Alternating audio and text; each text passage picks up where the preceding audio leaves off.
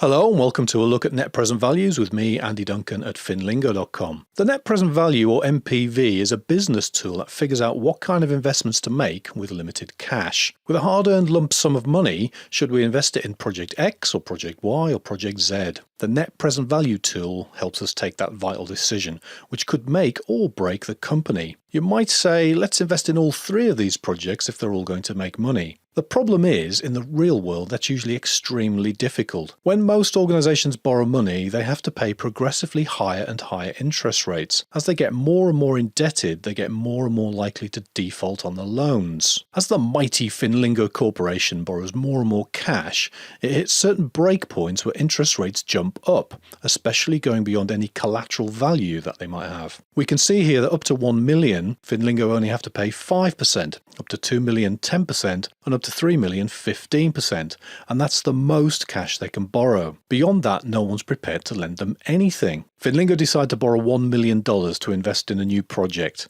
They also decide that this new project must make at least 10% return, double the borrowing cost, to make it worthwhile. So with 1 million in cash, they have two choices. They can invest in widget X or widget Y, both of which, incredibly, have startup costs of exactly $1 million each. So which one should they go for? They get their top research guru in to figure out estimates of how much each project will make over an expected lifetime for the projects of 3 years each. So over 3 years, widget X will make 3 million, 2 million, and then 1 million. And widget Y will make 1 million, 2 million, and 4 million. Both projects do look good, and they both look like they're going to get a healthy profit. But we do need to remember they can only invest in one of these widgets. So which one is best? Here's where the NPV comes in. We present value all the cash flows of both widgets at a required return rate of 10%. Then we take off the initial cash spend and we see which one delivers the biggest pile of cash at the end. Obviously, if either project loses money, then we just throw them straight into the bin. At this point, you might want to watch our video on annual bonds where we talk about present valuing cash flow payments. Coming back here, let's figure out the net present value of widget X on a cunning Excel scratchpad. First, we enter the initial investment of $1 million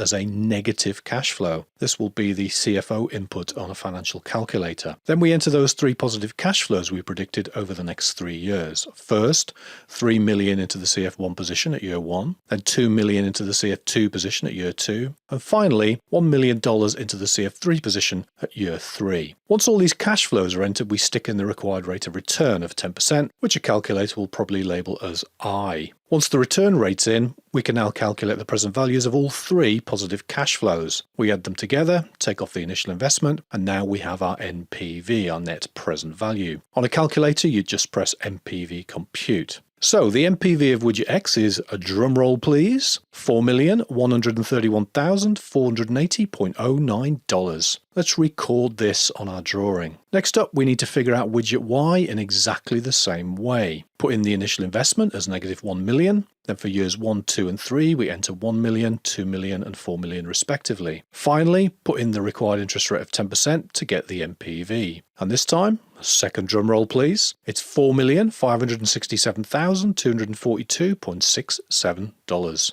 Let's compare that to widget X. We can see that widget Y is better in cash terms. Having full faith and confidence in our research guru, we decide to invest in widget Y. We can always invest in widget X later if widget Y does start generating some new cash. Let's try an example on Finlingo.com. First of all, as usual, take a note of the key figures. Clear the work on a financial calculator, then enter those numbers into CF0, CF1, CF2, and CF3. Now enter the interest rate, then NPV compute. Check if this NPV comes up on Finlingo. Click it, move on, until you've got this NPV method honed down to complete smoothness. And all of your fingers press all of the right buttons at all of the right times. Head over now to Finlingo.com to learn about net present values along with hundreds of other topics. Pass your financial exam first time at the head of the class. Finlingo. Speak finance fluently.